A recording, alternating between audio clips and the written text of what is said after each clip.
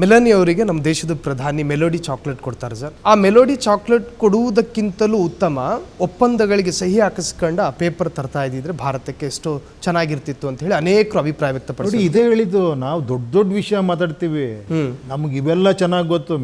Melody, America, Iraq, ನಮ್ಮನೆ area, ನಮ್ಮನೆ road, ನಮ್ಮ ಸ್ಕೂಲು ಗೊತ್ತಿಲ್ಲ ನಮಗೆ.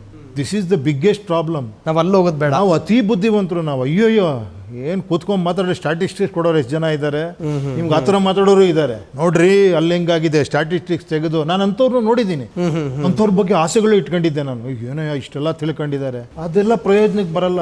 ಏನು ಹೇಳಿ, ಎಂಡ್ ಆಫ್ ದಿ ಡೇ ನೀನು ಎಷ್ಟು ಏನು ಮಾಡ್ತೀಯ ಅನ್ನೋದೇ ಇಂಪಾರ್ಟೆಂಟ್ ಅಲ್ವಾ ಸರ್? ನಿಮ್ಮಲ್ಲಿ ನಾನೊಂದು ಉತ್ತರವನ್ನು ನಿರೀಕ್ಷೆ ಮಾಡ್ತಾ ಇದ್ದೀನಿ ಸರ್. ಕಾಲೇಜ್ ಕ್ಯಾಂಪಸ್ಗಳು, ಶಾಲಾ ಆವರಣಗಳು ಲೇಖನಿ ಮತ್ತು ಪುಸ್ತಕದ ಪೇಪರ್ಗಳ ಸಪ್ಪಳದಿಂದ ಕೇಳಿಸ್ಕೋಬೇಕು ಸರ್ ಆ ವಾತಾವರಣ.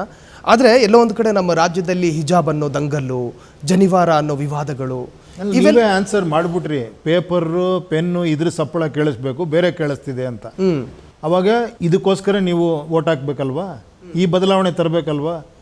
ಎಜುಕೇಷನ್ ನಮ್ಗೆ ಇಂಪಾರ್ಟೆಂಟ್ ಆಗಬೇಕು, ಎಜುಕೇಷನಲ್ಲಿರುವಂಥ ಅಟ್ಮಾಸ್ಫಿಯರ್ ಇಂಪಾರ್ಟೆಂಟ್ ಆಗಬೇಕು. ಅವ್ರು ಎಷ್ಟರ ಮಟ್ಟಿಗೆ ಶಿಕ್ಷಣದಲ್ಲಿ ಉನ್ನತಿ ಹೊಂದ್ತಾರೆ, ಅವ್ರು ಎಷ್ಟರ ಮಟ್ಟಿಗೆ ಅಚೀವ್ ಮಾಡ್ತಾರೆ ಮಕ್ಕಳು, ಇದು ನಮ್ಮ ಮೇನ್ ಇದಾಗಬೇಕು. ಕರೆಕ್ಟ್ ತಾನೇ? ಹೌದು. ಆ ಬದಲಾವಣೆಗಾರ ಓಟ್ ಹಾಕ್ಬೇಕು ನೀವು. ಸೊ ಈ ಬದಲಾವಣೆ ಆಗಬೇಕು ಅಂದ್ರೆ ಮನ ಪರಿವರ್ತನೆ ಆಗಬೇಕು. ವಾಸ್ತವದಲ್ಲಿ ಆಗ್ಲೇಬೇಕಲ್ವಾ? ನಿಮಗೆ ಬೇಡ ಅನ್ಸಿದ್ರೆ, ನನಗೆ ಬೇಡ ಅನ್ಸಿದ್ರೆ ನಾನೇನು ಬದಲಾವಣೆ, ಸುಮ್ಮನೆ ಏನೋ ಫೇಸ್ಬುಕ್ಕಲ್ಲ ಇನ್ನೊಂದು ಕಡೆ ಒಂದಷ್ಟು ಪೋಸ್ಟ್ ಮಾಡಿ ಬದಲಾವಣೆ ಬೇಕು ಅನ್ನೋದಲ್ಲ.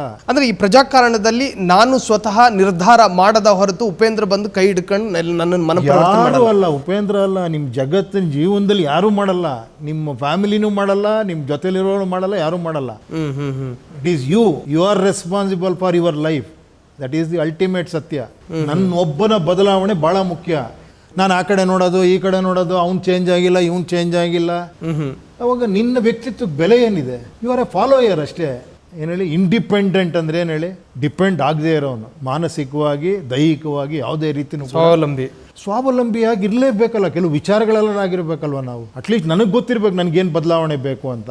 ಅದೇ ಗೊತ್ತಿಲ್ದಿರೋರು ನೀವು ಏನು ಬದಲಾವಣೆ ಪಾಠ ಹೇಳ್ತೀರಾ ನೀವು? ಕಾಕ್ರೋಚ್ ಜನತಾ ಪಾರ್ಟಿ ಅಂದ ತಕ್ಷಣ ನಿಮ್ಮಲ್ಲಿ ಬರೋ ಅಭಿಪ್ರಾಯ ಏನು ಸರ್? ಏನು ಅದ್ರ ಬಗ್ಗೆ ನಾನು ಯಾಕೆ ತಲೆ ಕೆಡಿಸ್ಕೊಳ್ಳಿ? ಏನೋ ಬರ್ತಾ ಇದೆ, ಆಗ್ತಾ ಇದೆ. ಯಂಗ್ಸ್ಟರ್ಸ್ಗೆ ಏನೋ ಬದಲಾವಣೆ ಬೇಕಾಗಿದೆ. ಅದು ಕೂಡ ಹೇಳ್ತೀನಿ ಕೇಳಿ. ಇನ್ನೊಂದು ಏನಾಗಿದೆ ಗೊತ್ತಾ? ಅದೊಂದು ನನಗೆ ಯಾವಾಗಲೂ ಅನ್ಸೋದು ಏನಂದ್ರೆ, ನಾನು ಹಿಂಗೆ ನೋಡ್ಬೇಕಾರೆ ಎಷ್ಟು ಮಿಲಿಯನ್ ಫಾಲೋವರ್ಸ್ ಏನಂತೆ ಯಂಗ್ಸ್ಟರ್ಸ್ಗಳು ಇವಾಗ. ಏನು ಹೇಳಿ, 1 ಮಿಲಿಯನ್ ಕೂಡ ನಾನು ಫಾಲೋವರ್ ಆಗ್ತೀನಿ ಇದಕ್ಕೆ ಅಂತ. He doesn't want any content. ಆ ಕಂಟೆಂಟ್ ತಿಳ್ಕೊಂಡು ನಾನು ಬದಲಾವಣೆ ಆಗೋದಲ್ಲ, ನಾನು ಅದನ್ನು ಲೈಕ್ ಮಾಡೋದಲ್ಲ. 1000 ಜನ ಲೈಕ್ ಮಾಡಿ ನಾನು ಲೈಕ್ ಮಾಡ್ತೀನಿ. ಏನು ಹೇಳಿ, ಸಂಖ್ಯೆ ಆಧರಿಸಿ ಹಿಂಬಾಲಕನಾಗೋದು. ಎಲ್ಲ ಅದೇ ಹೇಳಿದ್ದು. ನಾವು ಇಂಡಿಪೆಂಡೆಂಟ್ ಥಿಂಕಿಂಗ್ ಕಲಿಸಿಲ್ಲ ನಾವು, ನಮ್ಮ ಮಕ್ಳಿಗೂ ಕಲಿಸಿಲ್ಲ, ನಮ್ಮ ನೆಕ್ಸ್ಟ್ ಜನ್ರೇಷನ್ ಕಲಿಸಿಲ್ಲ, ನಾವು ಕಲ್ತಿಲ್ಲ. ಅಟ್ಲೀಸ್ಟ್ ಅಲ್ಲಾರ ಏನು ಹೇಳಿ, ಒಂದು ಹೀರೋಯಿಸಮ್ ಬೇಕಲ್ಲ ಪ್ರತಿಯೊಬ್ಬ ವ್ಯಕ್ತಿಗೂ ಕೂಡ. ಅಲ್ಲ ಅಹಂಕಾರ ಬೇಕು ಆ್ಯಕ್ಚುಲಿ. ಇಲ್ಲಿ ಪೋಸ್ಟ್ ಮಾಡೋ ಅಹಂಕಾರ ಅಲ್ಲ. ಏನು ಹೇಳಿ, ನಾನು ಅಹಂಕಾರ ಬಾಯಿಗೆ ಬಂದ ಕಮೆಂಟ್ ಹಾಕಿ ಅಹಂಕಾರದಲ್ಲಿ ಪೋಸ್ಟ್ ಮಾಡೋ ಬದಲು ವಿಚಾರವಂತಿಕೆಲ್ಲ ಅಹಂಕಾರ ಬರಲಿ ನಿಮಗೆ. ಏನು ಹೇಳಿ, ಅಜ್ಞಾನದಲ್ಲಿ ಬರಬೇಕು ಅಹಂಕಾರ.